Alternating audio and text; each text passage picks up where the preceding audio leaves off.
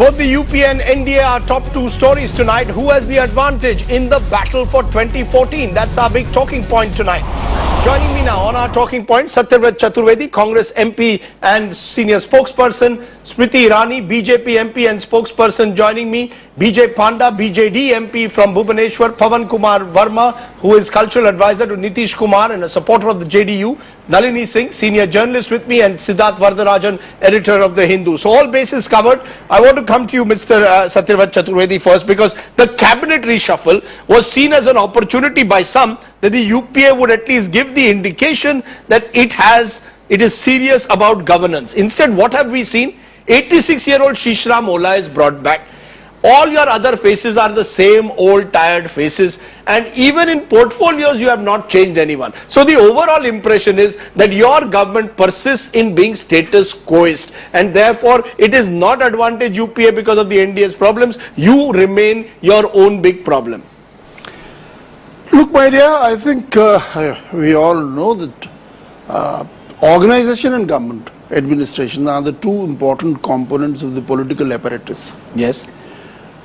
You very rightly pointed out that we need to give a message through whatever reshuffle we take within the organization and the government. What we have done is, if you look into the complexion of the reshuffle that has taken place, the youth has been given a prominence in the organization. Not that there is no youth in the cabinet. No youth has been inducted. Nachi Appan and K.S. Rao, there are young people who have been inducted in the cabinet as well. But then we know that this is going to be an election year. Election of 4 states, and thereafter, immediately thereafter, we'll be going for Lok Sabha elections. We need to keep in mind two things. Number one, the states that are going in for elections. We also need to keep in mind the fact that we need to give social representation to various factions. We also need to keep in mind the agenda of the UPA that needs to be completed before the elections arrive. Sir, this country needs governance. This country doesn't need tokenism, sir. Does this country need an 86-year-old cabinet minister who was removed only a few years ago because he was seen as a non-performer? My point is, what is the message the UPA is sending out? That all it is doing is election management. That's the wider message. It is not interested in governance. We have a serious crisis on the rupee, on the economy. I don't see any of it addressed at the moment. I have accepted the fact that elections, yes, are important and will be one of the factors for consideration before going in for reshuffle.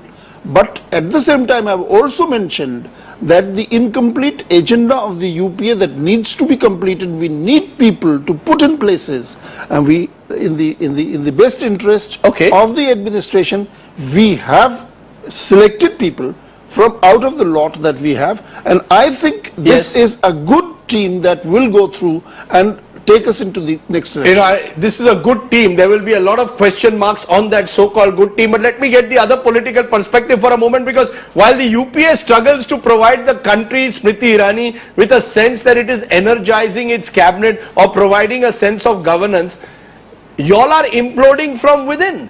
What has happened over the weekend and what we are now seeing playing out today, this war of words, Nitish Kumar saying the BJP is disrespectful to Atalji and Advaniji, Ravi Shankar Prasad saying Nitish Kumar has been disrespectful to George Fernandez. It seems a rather sorry state of affairs.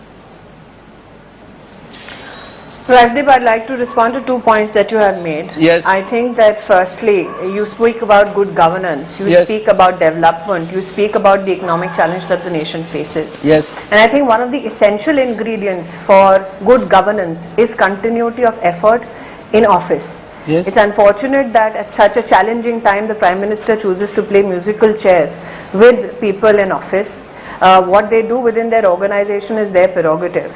But I think the very fact that one of your leading stories tonight is about the international airport in the nation's capital being totally flooded, I think that in fact is testimony to what the UPA led by the Congress party has given to the nation.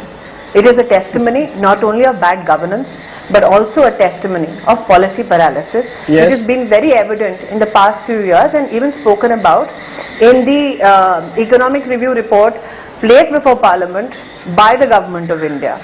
Now, with regards to the JDU's allegations pertaining to my organization. I heard that in the opening remarks you did have a response from Sri Ravi Shankar Prasad ji, who was very concise and direct in his response, and I don't feel that I need to add to it, because as far as I'm concerned, I'm looking ahead at 2014 as a BJP cadre, as a BJP worker, with a precise desire to ensure that this country is free of a corrupt Congress regime. But you're not making any effort in that direction if your alliance starts splitting in the manner that it is. What is the message? The Congress seems to be sending out the message that it's old wine in old bottle status quo.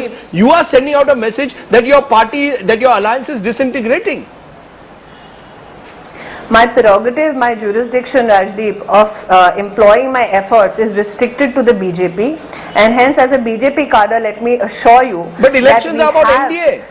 Time and again we have ensured that we put in our utmost to ensure that our numbers increase as a political organization. Right. With respect to the NDA, yes, I'm sure you recognize that we have other alliance partners, namely Shiv Sena, Akali Dal, and it is their contribution and continuity in the alliance also that I celebrate tonight. You have lost 14 parties in the NDA. You have lost 14 parties in the NDA since 1996. Since your formation, 14 parties. Rajdeep, I'm not in the habit.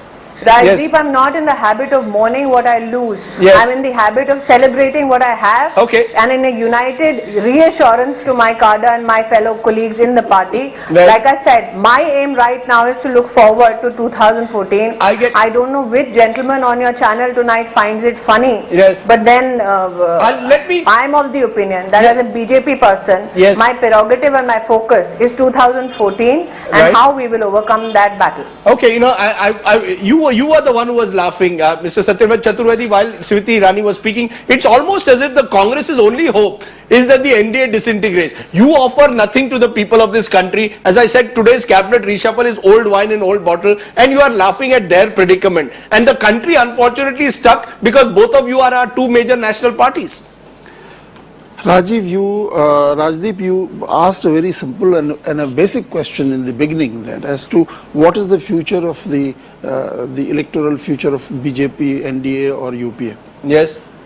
Coming back to it, you very rightly said in 1998 this NDA started with 24 component parties.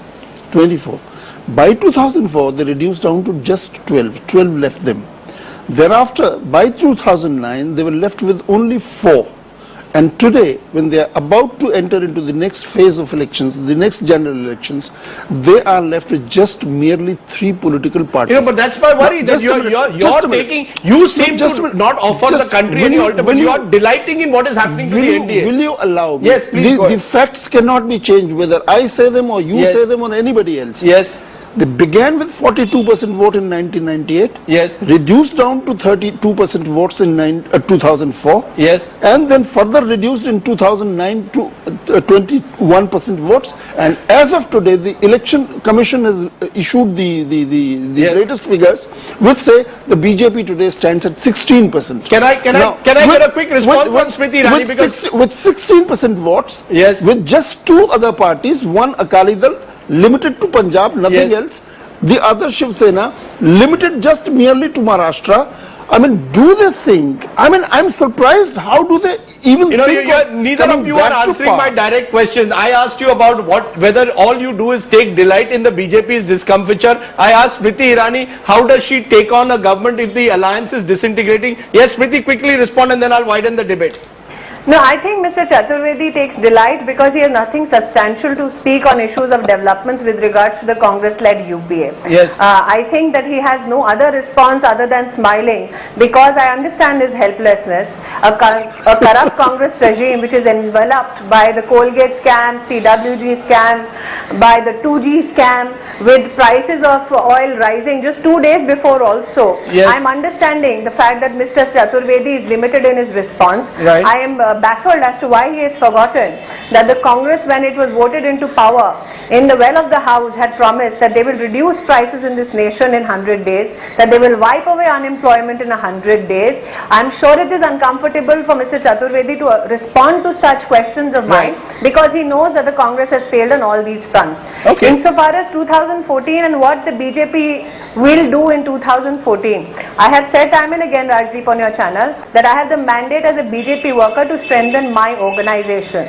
And I'm sure Mr. Chaturvedi will realize that many of his alliance partners today were very much a part of the NDA before.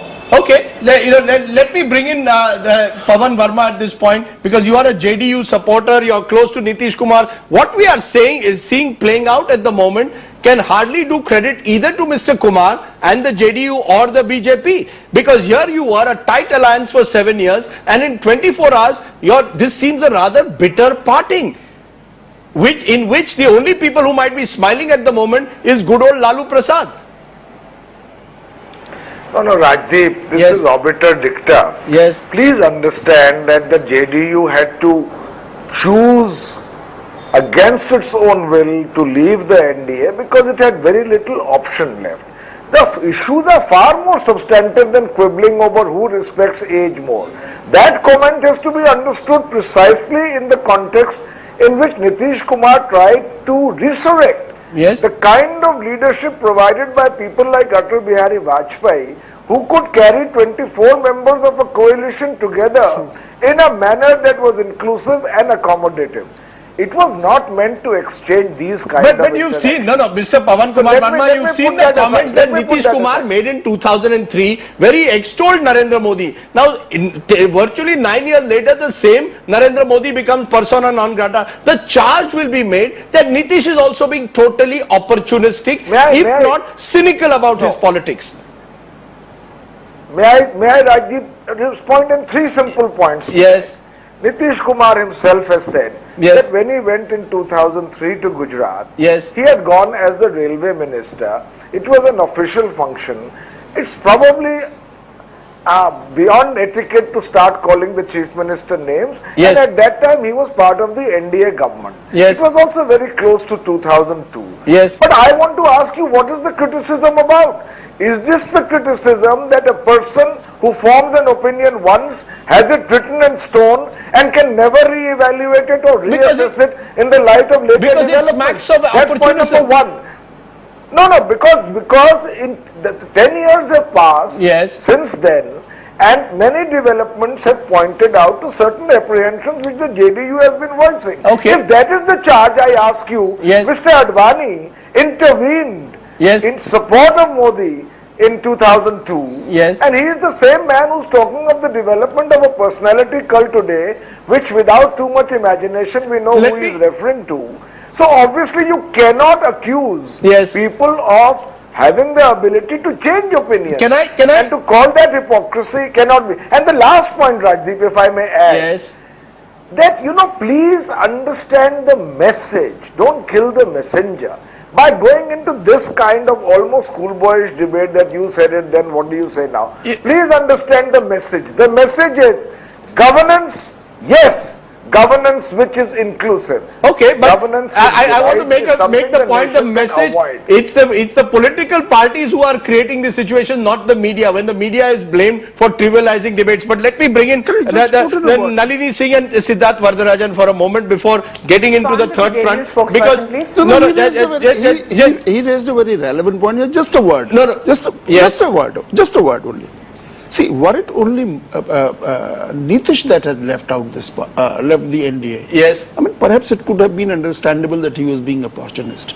But as of now, we know that out of 24, 21 parties have left them. There has to be something fundamentally wrong with BJP. You've also lost a couple of major allies, DMK and just one. Let's be clear. No, you've lost DMK and Trinamool Congress. Out of the original partners that we had in UPA, we lost just one. You've lost two. You've lost two major allies. Mamata was not our alliance, original alliance. Now you're talking about original alliance. You see, again we can quibble. The larger picture. Just two out of the whole lot. But there, it is 21 parties who have left them. Hold on. Nalini Singh, as you hear this debate play out, we are entering election mode. You get a sense that both the UP and NDA are living in denial, that both these parties particularly the fulcrum of these two parties, BJP and Congress, are facing serious internal crises and are not recognizing the scale of the crisis. Rajdeep, two numbers are important today, yes. 360 and 180. 360 degrees is what Rahul Gandhi and today's reshuffle and the organizational restructuring of yesterday. So old wine and old bottle once again. Also they've realized, he has realized, he tried the corporate, the civil society structure on the political party of Congress.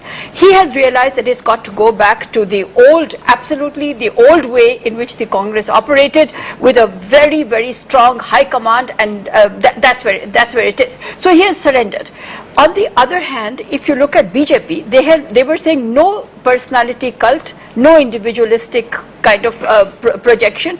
They have tried everything and they are now at this personality of Narendra Modi. Now, so that is 360 for both parties. Now, both of them are saying this is a very unique election in which pre-poll alliances are less important than what will happen post-poll. So you believe and all parties are keeping options open? They are all gunning for 180. If they get 180, each one of them thinks that they'll attract. And also, Rajiv, I want to say, yes. I think Satyavrat Chaturvedi should now reject what I'm going to say, which is that I think that they are now looking at a mid-term poll, which is going to be November or December. You believe that the Congress is going in for a November-December poll? A good monsoon, one of their leaders has told me, a good monsoon, and then to contain Narendra Modi, why give him a whole year? You know, that's an interesting point. I'll come back to it, but Siddharth Varadarajan, do you get the sense at all that both these national parties are in any position to exploit an early or late election? You've got the Congress, you've seen the nature of the cabinet reshuffle that they've had, and you've seen the BJP and the NDA and what they've gone through over the last week. Do you get a sense that both these premier parties are facing a challenge which they are not willing to acknowledge? And I think for that reason, neither of them is going to be in a hurry to face the electorate, quite frankly.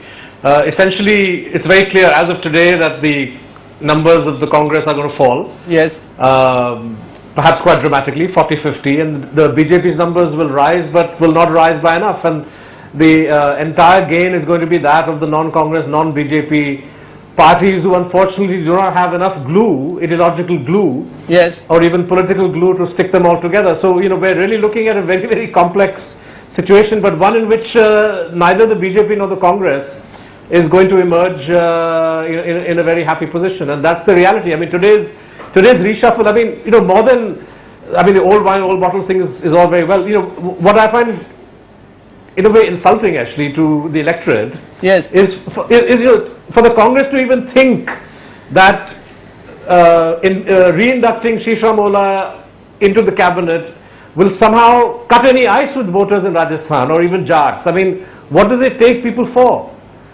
You know, the fact is that people are not going to be seduced by the induction of one man, no matter how respected he may be. You know, but the fact that the thinking of the party doesn't go beyond these very, very, you know, quite pathetic efforts, you know, tells you a lot about their, you know, understanding of politics. You know, it is a very old style of politics that you make a Jat leader a minister and the Jats will vote for you. So clearly the Congress also is living in an era that has gone by. But you know, the real person who should be smiling at the moment possibly is Jai Panda, because the only party or grouping which will get an advantage from what is happening is the third front. At the same time, Jai Panda, what is this third front? We don't know. What is this animal going to be?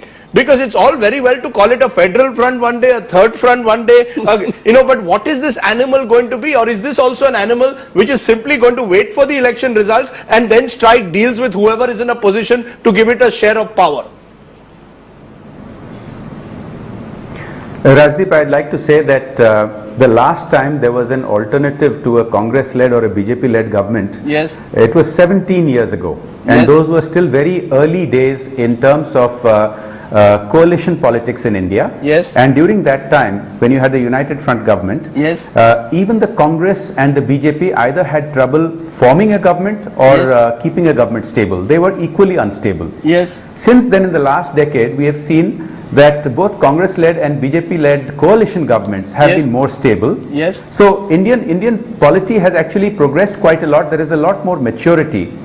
And regional leaders today have demonstrated two things, whether it's Naveen Patnaik in Odisha or Nitish Kumar in Bihar or many other regional leaders in other parts of the country. Yes. They've demonstrated governance. That's undisputed. They've also demonstrated political capability. They have beaten anti-incumbency and got re-elected twice, thrice, Yes, four but, times. But what role do they play in national politics? To say that, what is their role in national politics apart from being seen as parties which will disrupt the entire electoral process? Let me explain. So I think it is absurd to say that these people who have demonstrated good governance, and these are states, by the way, Bihar, Odisha, etc., who even today have 10% growth rates. Odisha's growth rate this year is 9.4%. Bihar is more than 10%. These are states that are being governed well. These are states that are progressing even as the rest of India, the average of India has fallen. Yes. And to say that these people will only squabble and will not be able to govern, I think is something that is rooted in an ethos of 2 decades ago. And things have changed. So the point I'm trying to say is, are you saying that you could, let's not are you saying you could create a stable alliance of a federal front? You could create a stable non-BJP, non-Congress alliance in this country? Do you really believe that's possible? Where you could have a Mayawati and Mulayam on the same side, or a Nitish and a Lalu on the same side anymore? First of all,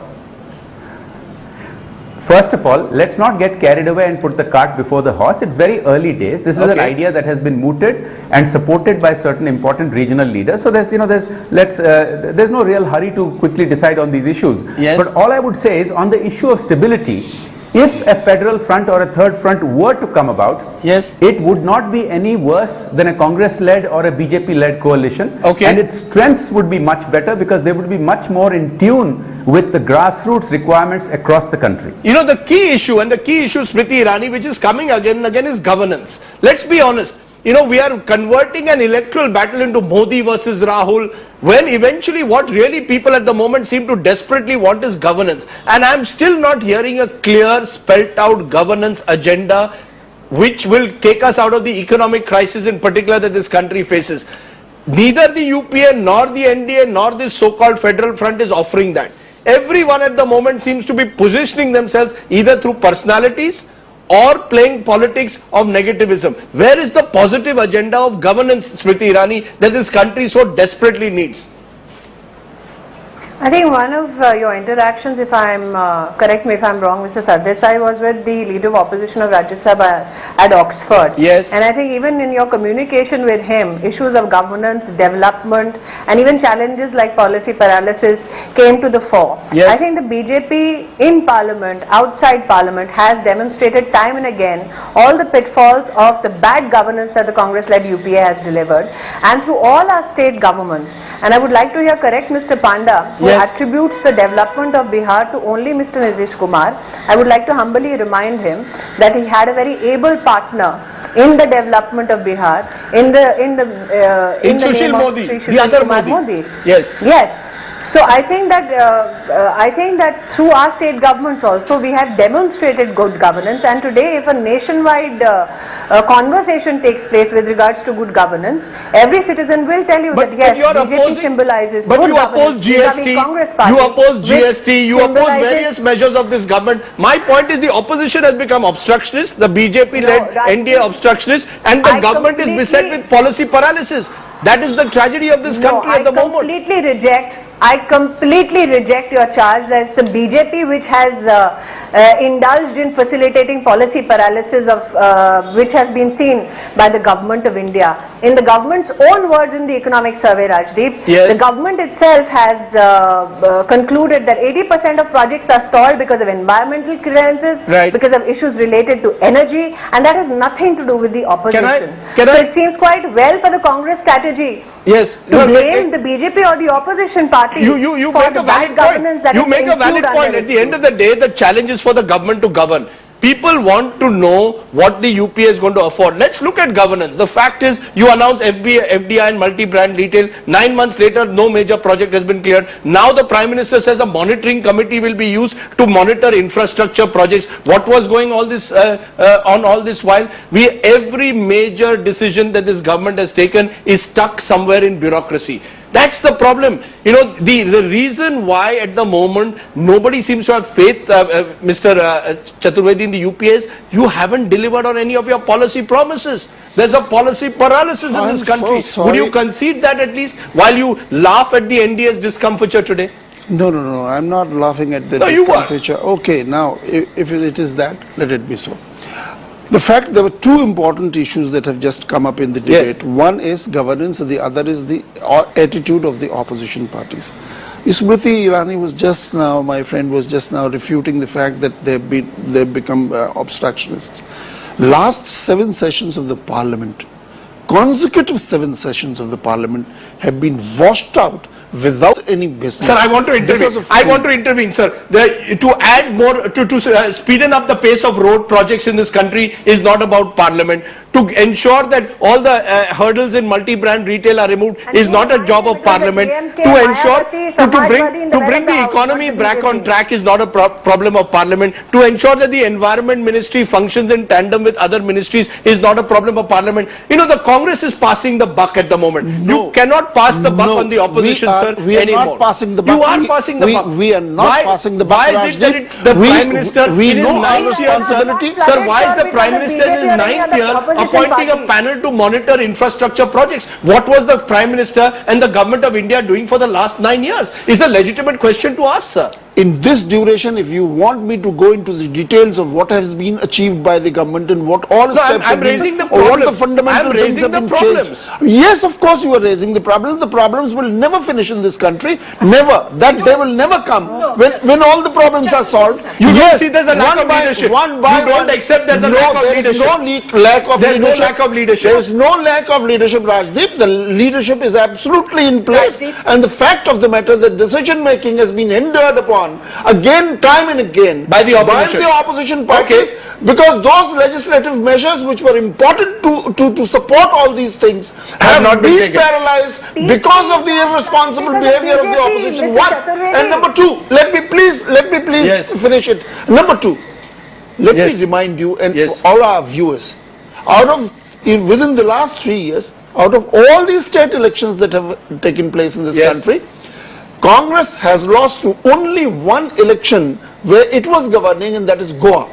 Barring Goa, we haven't lost elections. Whereas the governance that is being claimed by BJP, they haven't won. Barring Goa, they haven't won any other election. Can I just for a moment? In any other state, she's been waiting all their ruled states have been lost. Yes, quick response. How can we let Chaturvedi Sahab get away with this, that the problems in this country will never finish? Therefore, there will be problems. This is a statement that must absolutely be refuted. In fact, he might want to consider taking it back. I'm going to say to you, please, I'm going to say to you, Rajdeep, that in this case, Congress is not going to focus on development in the coming elections, and because of its record in governance and corruption. In fact, what you will see forefront is communalism, caste, which you see in the reshuffle today, as well as handouts, entitlements. So in fact, whether BJP is failing also in many states in governance, which Smriti Irani may not agree to. But this is the truth, that in fact they are all looking at how to win, maximize the vote share, and they're not looking at development and governance. And that's where the cynical politics is also coming in Bihar, you know, Pawan Verma. You can well claim that Nitish has left on principle. Rajit, let me clarify what she said. I'll get you back. Sir, I'll get you. Just let me... You know, but it will go out of context then. I mean, she says just now that it is the Congress which has that you will not have development as your agenda in the Congress doesn't have development as its agenda. The Congress wants to have entitlement. It wants to see the breakup of the alliance of the NDA and thereby benefit from it. That's all that you want to do at the moment. Breakup of the alliance is their problem to handle. It's none of our creation. As far as what she has said just now is fact of the matter, that if you go into the past and see the record, it's on record. Nobody can refute it. During the NDA period, the development and the economy both were slowed down by at the rate of about 5 to 5.6%. Hold on. Whereas during the NDA, the economy of this country has continuously for several years has grown at the rate of almost 9%. Not in the last 4 years, if you have it. Not in the last 4 years, sir, but you know, last 4 years, Pawan the Verma, whole world had a Pawan crisis. Verma, I'm getting a flash on the screen that the JDU now says backs Advani, which is that you've got a Sharad Yadav who says that if Advani is made the head of the NDA, we will support it. All I am seeing now is every party at the moment positioning itself in a manner that keeps governance out of the agenda, makes it either about individuals, it's either about Modi, Advani, Rahul Gandhi. The media is also going in that direction, and thereby the core issues confronting this country are not on the political agenda as they should be. Would you concede that? Are we saying that for the JDU, staying with the NDA is about Modi versus Advani? I want to say to you that the core issues are precisely exercising Mr. Nitish Kumar.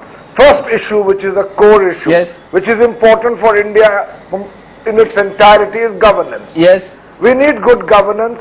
We need to break this paralysis. Yes.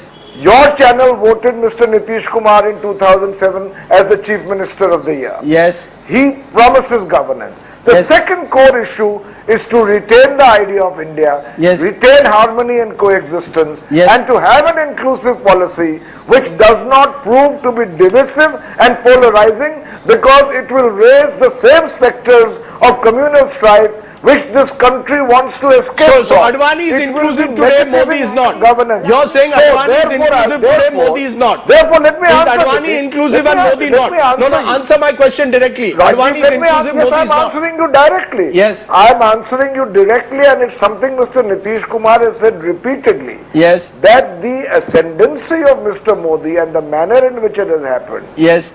And the complete intolerance of dissenting opinion is not probably the best thing for this country. Yes. Governance can be delivered, but in a far more inclusive mold. And if other leaders are better equipped to do it in the BJP, the JDU would have supported them. Okay, let me then go right round the table asking one simple question. You can start off. Tweeting after this. May I just respond? Yes, yes. Yes, go ahead. Okay, I hear the JDU spokesperson today invoke the term etiquette. Yes. I'm sure he'll think that it's discourteous when you invite someone for lunch, including chief ministers and top leadership of the principal opposition party, and then cancel it for personal political gains. Okay. I would also like to highlight here that though the JDU spokesperson talks about protocol which dictates Mr. Nitish Kumar to come to Gujarat and speak highly of the chief minister, it is Mr. Nitish Kumar who, after 2002 and 2007 assembly election results, said that there's absolutely nothing communal about the BJP's victory in Gujarat. In fact, he dismissed any charges made by the Congress at that time. And there was absolutely no protocol that bound him at that moment. Okay. But I think the bigger issue tonight is what you are discussing, which even Mr. Chaturvedi is dissuading from responding to. Since Mr. Chaturvedi would depend on figures produced by the Government of India, I would like him to reflect on the fact that the National Sample Survey Organization, in its own words, says that in the NDA regime, 6 crore plus Indians received employment. Vis-a-vis in the regime of the UPA led by the Congress party, only 27 lakh Indians received employment. So the challenges before the nation, Rajdeep, are huge, and the Congress has failed on issues of development, has failed on the issues of governance, and that is not something that is only restricted to this TV audience or this television platform. That is something that is known to Indians across the world. Can I therefore then get a concluding statement from Siddharth Vardarajan as a neutral voice? Oh, no, hold on. Let's see that. Mr. Chaturvedi, you've had a full share. If she names me, then I need to respond. No, she's not naming you. She's saying that she's claiming that UPA has added less jobs than the NDA added. If the NDA government was so nice, why did it lose election in 2004 and 2009? No, let's go. 2 consecutive elections. If the NDA government was so nice and so well performing, so good governance was given by them as they claim. I mean, why did they lose 2 consecutive elections? Both of 2004 and 2009. Because often elections are also about arithmetic, particularly 2004. Come on. And so the therefore what you are saying, governance doesn't work in elections. No, there is governance is also critical. No, governance is also critical. Governance is also critical. If the governance was so good, then why did they lose the 2004 election? No, I think Jai Panda wanted to have... Why did they lose the 2009 election? As usual, the third front gets the least time in a debate between the Congress and BJP. Quick response, Jai Panda, and a final word from Siddharth. Yes, Jai. Rajdeep, you have been repeatedly saying that political parties are using this position, using this situation to jockey for position. Yes. I want to reiterate that Naveen Patnaik has clarified that the BJD remains equidistant from both the Congress and the BJP. Yes. We are not in this to try to arrange the best alliance for us. We are not in that game. The voters of Odisha have rewarded us for being independent. We are in this precisely either to help shape a pressure group which will ensure that policies across the country are not based on political discrimination. They should be based on principles. Or if this pressure group can go beyond that and provide a government to India, then so be it. Can I get Siddharth then for a final word? Siddharth, you're looking at how the situation is unraveling. You're hearing this bitter parting that we've seen between the JDU and the BJP, its primary ally with 20 MPs. You've seen how the Congress at the moment is also struggling to provide an agenda for governance. Given that, are you getting more and more convinced that we are heading for a fragmentation of the polity, or do you believe that actually this whole fragmentation is now reaching its end game? Well, it was interesting to hear the BJP and Congress spokespersons on the channel just now arguing about the number of angels on the head of a pin, because the fact is that neither of them is going to be in a position to form the next government as things stand today, unless things change dramatically, which it's very hard to imagine how that will happen. But the dilemma, of course, is that no matter how even if you apportion very if you have great victories for the potential third front constituents, it's very hard to see them crossing 200 or 205. So they need the support of either the Congress or the BJP. So I suspect that the real game will be played after the elections, but in which perhaps some bridges that are being burnt today, an effort will be made to quickly reconstruct these bridges, because the federal front or the third front, especially if the left isn't there to provide some sort of a policy direction, will flounder eventually and will need the support of the Congress or of the BJP to come to power. Okay, well, and so don't rule out perhaps if they hit 220, perhaps that some Congress allies will leave the Congress. Mr. Sharad Pawar, NCP, may leave. So may offer himself up as a leader. Who knows? So things are very fluid. The best way to describe, you took the word out of my mouth. The best way to describe today's politics is the word fluid at the moment, and we will wait and see how this fluidity plays out in the weeks and months again. For now, Nalini Singh, Satyavrat Chaturvedi, Siddharth Vardarajan, Jay Panda, Smriti Irani and Pavan Verma, appreciate your joining us on our talking point. UP or NDA, who has the advantage? Editor's take. The lessons of the last year would confirm that the balance of power in Indian politics has shifted. Regional parties today call the shots. They are the tail that wags the dog. If the UP has lost the Trinamool and the DMK, the NDA has suffered the loss of the JDU. The BJP and the Congress may well pitch the next election as a battle between Modi and Rahul. But the truth is, no government is likely in 2014 without a strong supporting cast. Both national parties have taken huge gambles by alienating powerful regional chieftains. The reality of the coalition age is simply this: chemistry matters much less than arithmetic in a fragmented polity. Whoever understands the logic of this proposition will be best placed to win the big prize.